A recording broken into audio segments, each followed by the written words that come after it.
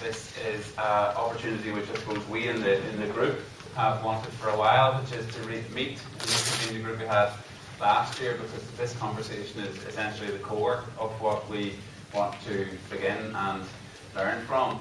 And also it's a chance because in between we did a wee bit of work and we came up with a report, and it's important for us to get feedback from people who are actually working in the field and actually thinking about this and trying to develop a kind of real experience of it before we say anything more, because I think it's important that theories and things are tested against people's realities.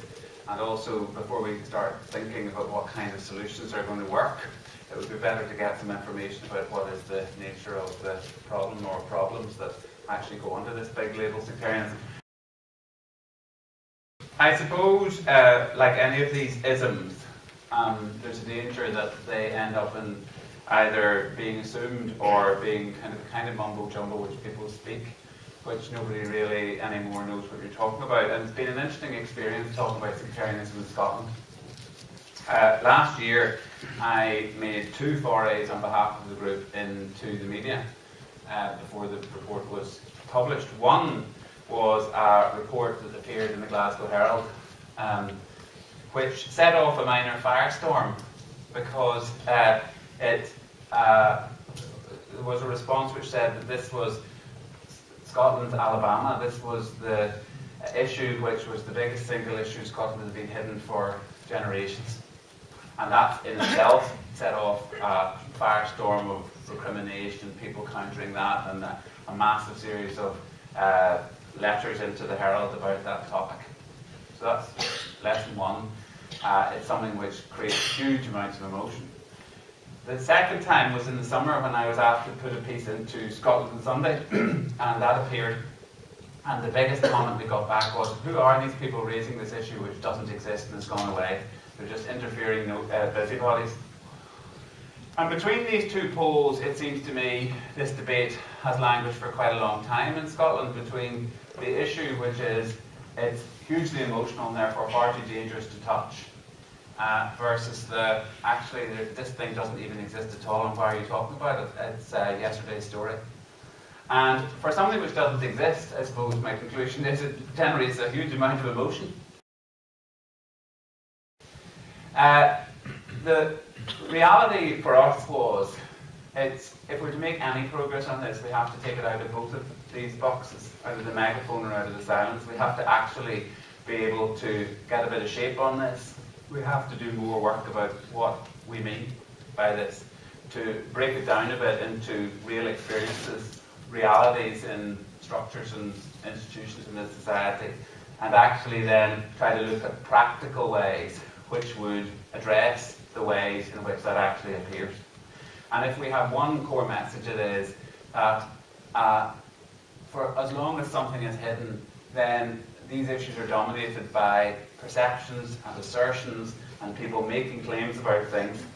And until it's taken out, it's very difficult to know what you're dealing with. We know that there are realities because we've heard real stories, but we also know that it has changed over time and has developed in different ways. And all of these things can be true, but all of these require us now to stand back, to be serious about it, to give people permission to deal with it, and also to talk about their very real experiences that they've had, but also to then be able to engage leadership, institutions, government, if that's appropriate, but whoever, in taking the necessary steps to do this thing. This is a practical issue. And the big question is that we had to ask at the beginning was, what is it? And how are we going to deal with it? I suppose the other thing I kind of have come around to saying about this is, like all of these isms, they tend to matter in at least 3 ways. And this is a bit of a formula, but it works. It's when it's about glass bottles, i.e. about violence and intimidation and threat to people. When it's about glass ceilings, in other words, when it's actually affecting people's economic and social possibilities and it's being used in either an informal or formal sense to exclude people. and when it's about glass curtains. In other words, that there are ways of going about in this society in which we hide behind the language of difference or the language of history, but in fact it's a kind of an isolation in which people live with a whole set of myths and prejudices which then come out in different types of ways, and which are actually not healthy in a plural society, and not healthy ways of relating, with consequences through generations. And in some ways or other, that is the question we have to ask, and where this really becomes difficult, because this is not about eliminating difference. Difference in and of itself is part of the requirement of a society. It's not about saying we should have a homogeneous Scotland by any stretch of the imagination, nor that different traditions in this particular prism don't have important things to teach each other about different values and different experiences in history. So all of that can be true. It is that difference, when it is about glass ceilings, glass bottles and glass curtains, is starting to have corrosive effects, because behind that lies a certain hostility, definite aggression, and unacknowledged cost being paid, possibly in unacknowledged places, by people for under the guise of this word difference and distinctiveness. So we are interested not in taking this to some place where difference doesn't exist, those differences, but that difference is properly done and that it's properly acknowledged and given its proper place in this community. And I suppose one of the things that we realised is that this approach of dealing with sectarianism by kind of trying to either by sweeping it under the carpet, which has been in some ways a learned response of what the wisest way to deal with this problem is in Scotland, has had consequences. In some places it has gone away. It has ceased to matter. In other places, however, it has festered and mutated and come out in different ways. So that and you'll see this when we talk about the definition, well, you can't talk about sectarianism without talking about religion, and you can't talk about sectarianism without talking about churches.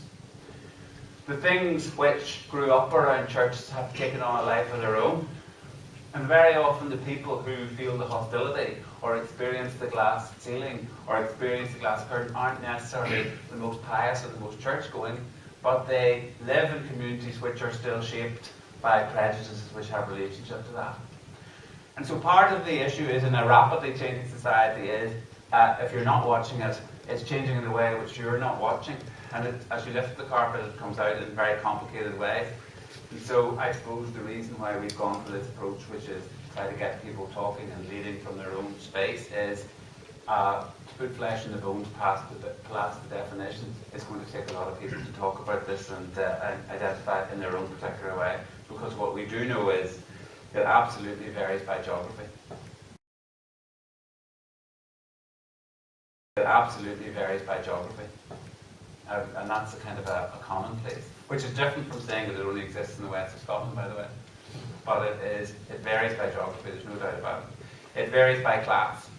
The things in that kind of three-pronged categorization about violence, about inequality, and about social distance are different by class. And sectarianism is a different thing in Scotland depending on class. Age, it has changed over time. People's experiences of this partly to do with things which were true in the past and may have changed in this generation. That's one aspect of it. Another aspect of it is, however, that it's pretty virulent in the playground. It may be less virulent in the workplace. But everything that we heard was that it actually is real for teenagers and for people growing up still in very many parts of Scotland. It's different by gender. It plays itself out in different ways because in some ways sectarianism has attached itself to obvious things like football, which play out differently by gender. And people's relationship to these things is remarkably different, but also community life is differently experienced by men and women and the responsibilities taken over. So again, these generalizations can have complex variations by gender.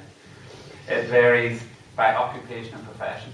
there are certain professions where there are long histories that this was part of the story of this profession. And you can hear them in the professions which are as varied as people working in shipyards and people working in law firms. You hear rumours and anecdotes about all of these things. But it's not the same experience, and the ways in which it plays out are different. And it plays out differently between Catholics and Protestants, actually. The experience of being a minority who feels some affinity with the dominant traditions of the society, and a minority which feels that they have no or less affinity with the dominant traditions of a society, and this is historically a state which had associations with Protestantism, are different. And those are realities we have to face. So sectarianism is not simply an equal phenomenon. It's equally bad where it appears. There's a danger, of course, you tip over and say it only exists in the west of Scotland. It only exists among Catholics. It only exists in football. None of that's true either. It's so complicated, but nevertheless what I want to emphasise here is your purpose and the purpose of the funding that we've taken, approach we've taken, was very much to say we have to now hear from people about the grain of this in order to find the small steps. Legislation isn't going to fix this. Legislation provides frameworks. There is good legislation already there about equality. Formally, we're already committed to tackling inequality wherever we meet it.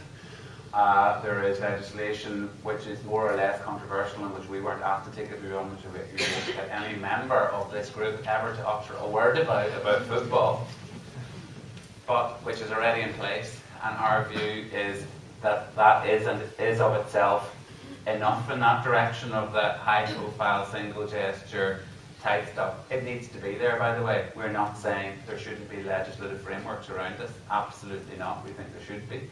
But we think that the core bit here that has to be developed now is within that this is a social, relational issue which will change because people in relationship want to change and find opportunities to change and have chances to change.